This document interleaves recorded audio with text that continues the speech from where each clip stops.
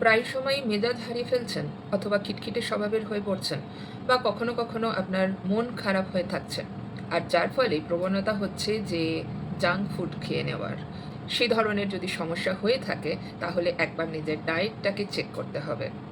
আপনার ডায়েটে কিছু কিছু নিউট্রিয়েন্ট মিসিং আছে সেটা বুঝতে হবে। নমস্কার, আমি সুদেশনা, কনসালটেন্ট ডায়েটিশিয়ান এবং নিউট্রিশনিস্ট।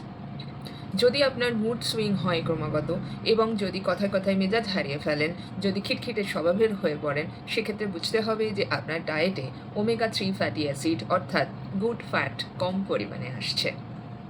এই ওমেগা 3 ফ্যাটি অ্যাসিড কোথার থেকে পাওয়া যাবে? যারা অ্যানিমাল প্রোটিন খেতে অভ্যস্ত তারা অবশ্যই মাছ খাবেন রোজ। ডায়েটে রাখা যেতে পারে কিছু নাটস, তার মধ্যে ওমেগা 3 সবচেয়ে বেশি থাকে ওয়ালনাটে। এছাড়া রাখুন কিছু সিডস, যেমন চিয়া সিড, ফ্ল্যাক্স সিডস। আর খান ফার্মেন্টেড ফুড প্রোডাক্টস, অর্থাৎ যে খাবারগুলোতে ন্যাচারাল প্রোবায়োটিক্স যাদেরকে বলা হয় সেই ধরনের খাবার, যেমন কার্ড, ইয়গার্ট, পান্তা ভাত, এছাড়া ইডলি, দোসা বা দোকলা, এই জাতীয় খাবারগুলি। তার সাথে খেতে পারেন কফি, কিন্তু কফির পরিমাণ সারাদিনে অবশ্যই 2.5 গ্রাম এর বেশি নয়। 2.5 গ্রাম কফি মানে হাফ টিস্পুন পাউডার্ড কফির পরিমাণ।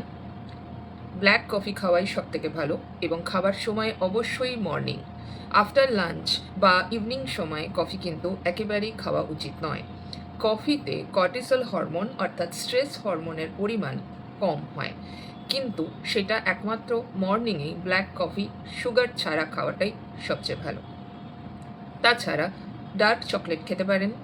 60% থেকে 70% যে ডার্ক চকলেট আছে সেগুলো খাওয়া যেতে পারে মাঝে মধ্যে। ব্যালেন্স ডায়েট করুন, সবসময় হাইড্রেটেড থাকুন, আর কিছু সময়ের জন্য অন্ততপক্ষে 30 থেকে 45 মিনিট মতন সময় ফিজিক্যাল এক্সারসাইজ বা ফিজিক্যাল অ্যাক্টিভিটি করুন। হয় হাঁটুন, না হলে যে কোনো ধরনের ব্যায়াম, যে কোনো ধরনের স্পোর্টস এর সঙ্গে জড়িত থাকুন।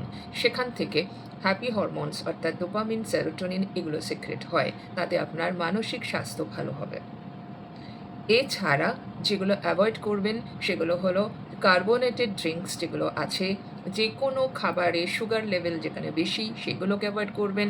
বাইরের যে জাঙ্ক ফুড খাবার প্রবণতা সেটাকে কম করতে হবে।